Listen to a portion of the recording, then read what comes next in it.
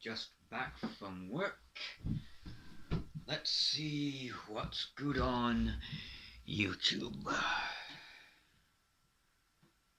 Oh, Jack uploaded a video. Oh, wait, what? So, first of all, he thinks that the Bible talks about the Big Bang, and now he thinks it talks about the end as well.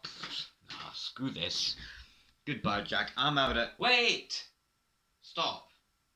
Here. Come here. Come here. Come back. Okay. Okay. I'm here. Okay. I will now explain what I mean. Alright. I'll listen to you. There are 4 different scientific theories for how the universe could end. One of them is the Big Crunch. It's a reverse Big Bang. The other one's a Big Freeze, where the universe freezes over. The other one is a Big Rip, where the expansion tears it apart. And the other is a Singularity, where the entire universe is rolled up into a single point. Today I will delve into these, explain what they are, which one is most likely, and which one matches, if any at all, what the Bible says. If you're new here, hi. I'm Jack Robertson from Success Unlocked, where I help you discover your dreams and passions and help to create a roadmap there through personal development. If that sounds interesting, then do consider subscribing. This video is different from the usual ones I would do, but one of the principles I teach here at Success Unlocked is to tell the truth, and that is what these science videos are, in my research at least. This is part 4 of my series Why I'm a Christian, when I give you the scientific evidence you need to put your evidence-based faith in the Lord Jesus Christ to be saved. Today's episode, the death of the universe, and how the Bible gets it shockingly accurate. Let's get into it. Welcome to Success Unlocked, where I help you find your success. Does the Bible accurately predict the death of the universe? The Big Crunch. The Big Bang is something that states that matter, energy, space, and time are spontaneously created as a singularity, an infinitely or near infinitely small point, and then inflated rapidly for a very brief moment before regular cosmic expansion took over. The Big Crunch scenario depicts a scenario where gravity overpowers the expansion of the space and forces the universe to collapse in on itself on a reverse Big Bang. Given time, the universe's expansion would slow and eventually reverse. Super clusters of galaxies would collide at first, and yes, that is a scientific term. And in due time, even individual galaxies would merge. As the collapse speeds up, solar systems would collide, with the universe eventually consisting of one huge galaxy, and as the temperature increased, eventually atoms would be torn apart. Eventually, all the black holes in the universe would merge and swallow up the entire universe before collapsing in on itself into the singularity. This would require that there be more matter in the universe than empty space, because empty space has a mysterious dark energy which causes the cosmic expansion. Matter slows the cosmic expansion because it causes gravity. This is actually impossible though, because we know the percentage of matter and dark energy. It's 70% dark energy and 30% matter, so not nearly enough for a big crunch. We also know that it is impossible to join the geometries of a collapsing universe with that of an expanding universe. And this universe contains too much entropy anyway for it to bounce from Big Bang to Big Crunch and back to Big Bang again. The next 2 scenarios depend on the strength of the mysterious dark energy which inhabits the empty vacuum of space. The strength of dark energy can be measured using the expansion of the universe as a measuring tool. The two current methods of achieving this are gravitational wave detection and measuring the Doppler effect. The Doppler effect, for those of you who don't know, is when a wave gets compressed approaching you and stretched when departing. You can hear this with sound. When a car approaches you, it sounds ever slightly higher pitched and ever slightly lower pitched when it departs you. This also happens with light. The closer objects look bluer and further away objects look redder. Gravitational waves are produced when two black holes or neutron stars collide, but I could be wrong about the latter.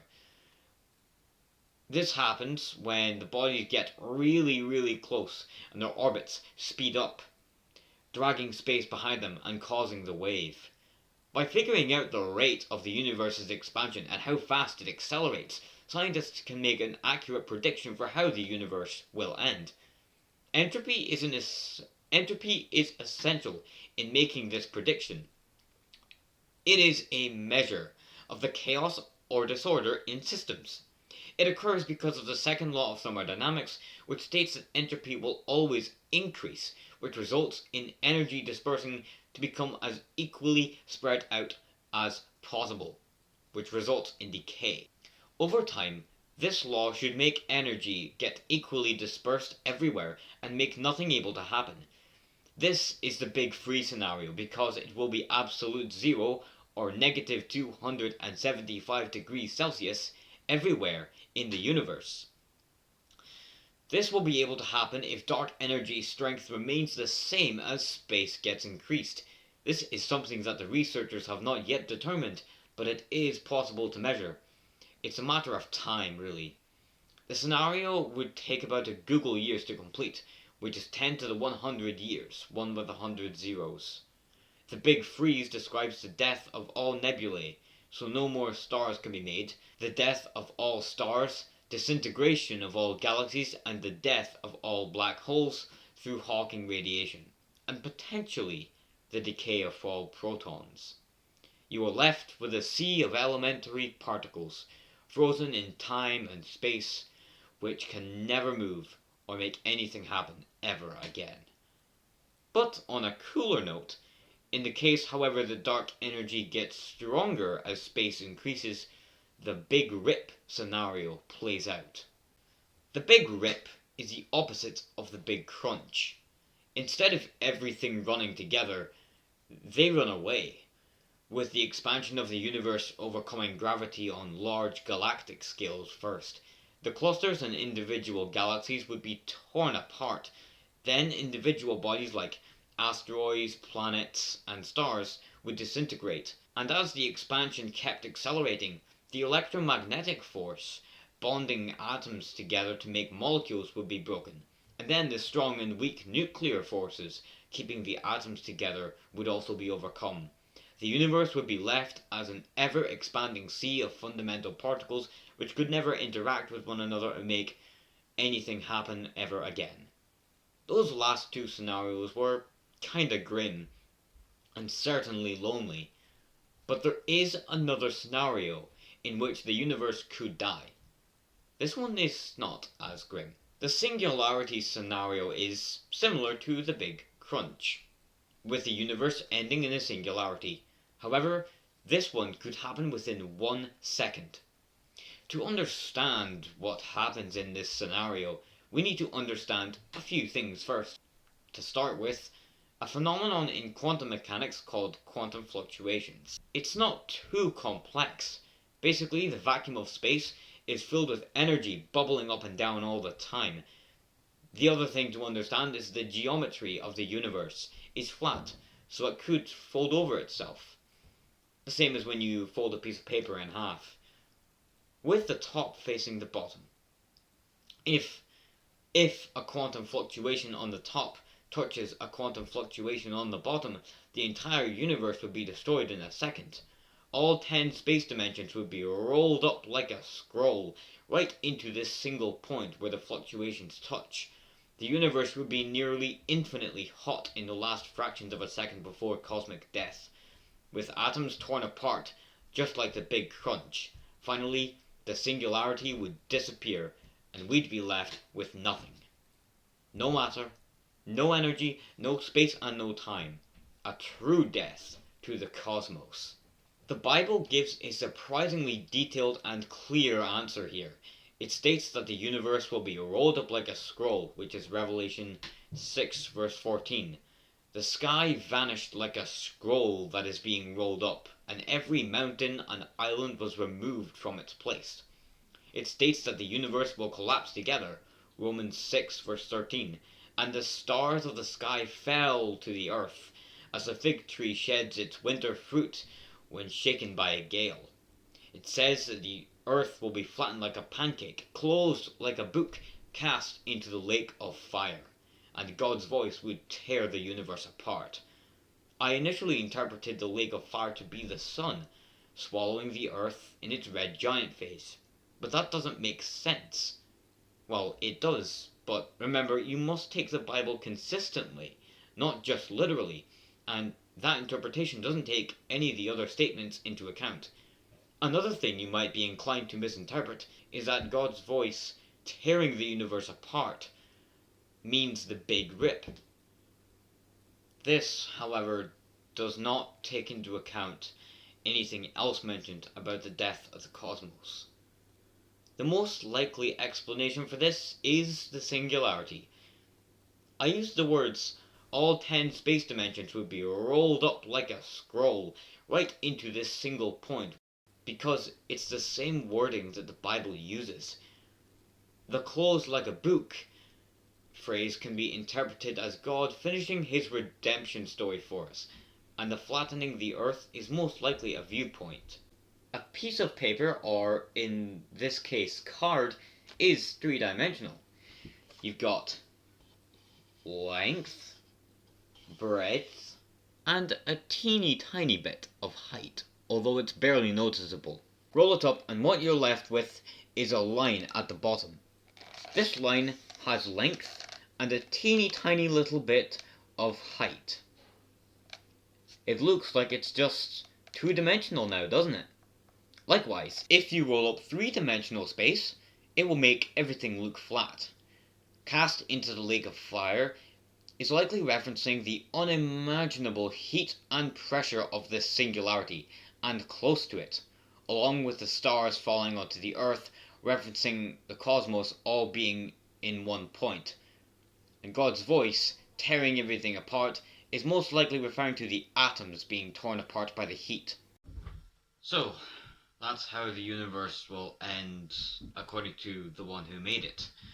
The universe wrapped up into an infinitely hot, dense, and small singularity. Or near infinitely, one of the two.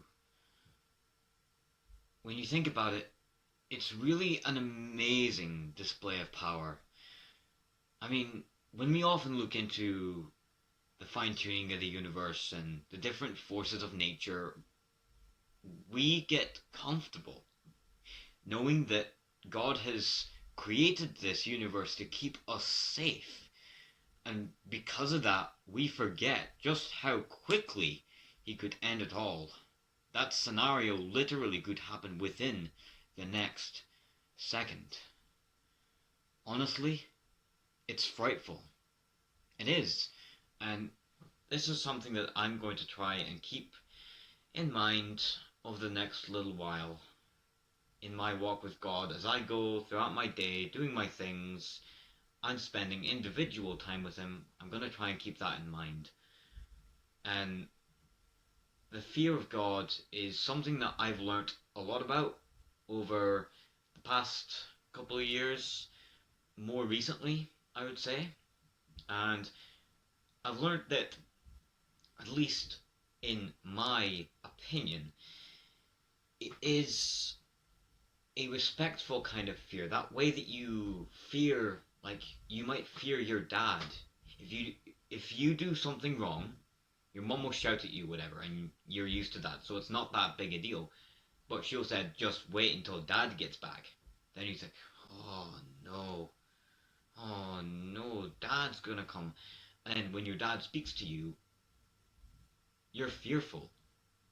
You're not afraid he's gonna hurt you or anything, but you're just afraid of him because of the authority that he has over you, you know?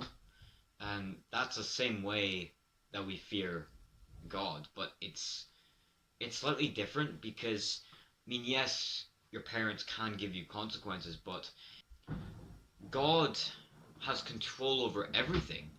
I mean, you see these two disc plates around my room. That one reminds me to focus on Jesus and that he will save me. This one here reminds me that God is in control of everything. And this is the frightening part. The fact that all consequences of sin are things that are within God's control. So he'll never condemn us, and he'll never take his judgment out on us when we are saved. But there's still consequences. Like, just because you're a Christian, it doesn't mean that if you punch someone, they're not going to punch you back. That is a pretty easily predictable consequence of that sin, right? And God can cause any of these consequences to come into our lives, and that is what is fearful. As always, thank you so much for watching. If you have any points you'd like to make, any questions, any ideas, just leave them in the comments. I'd love to talk to you guys and see what your thoughts are on this.